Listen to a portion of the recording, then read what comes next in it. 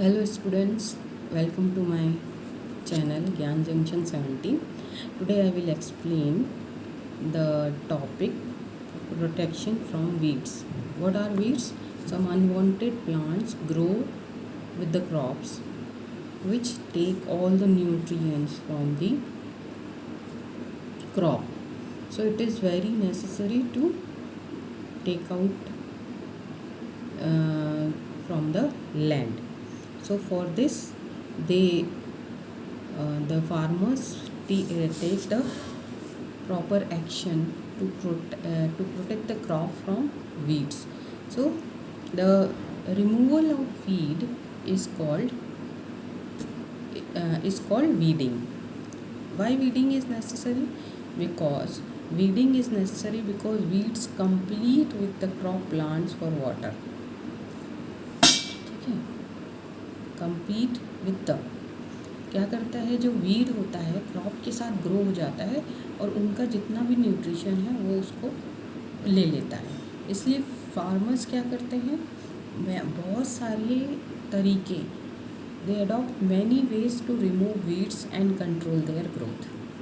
ठीक है, ये उनका ग्रोथ ज़्यादा ना हो तो बहुत सारे तरीके सिस्टम अपनाते हैं.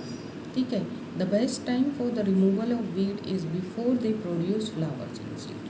तो वीड्स जब उग जाते हैं तो फार्मर्स कब उसको हटाते हैं, जब उसमें वापस फ्लावर या सीड नहीं आ जाते, उसके पहले ही उनको हटा दिया जाता है ताकि वो मल्टीप्लाई ना हो और क्रॉप को नुकसान ना पहुंचाए. ठीक है, weeds are also controlled by using certain chemicals call weedicides. ठीक है, तो जो एग्रीकल्चर के जो स्टोर्स होते हैं उसमें वीड्स को हटाने के लिए बहुत सारे वीडीसाइड्स, जैसे फर्टिलाइजर्स आते हैं उसी तरह वीडीसाइड्स आते हैं जिनको फार्मर्स यूज़ करते हैं और वीड्स को हटाते हैं.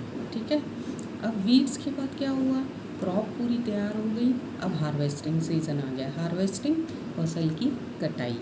तो harvesting of an crop is an important task.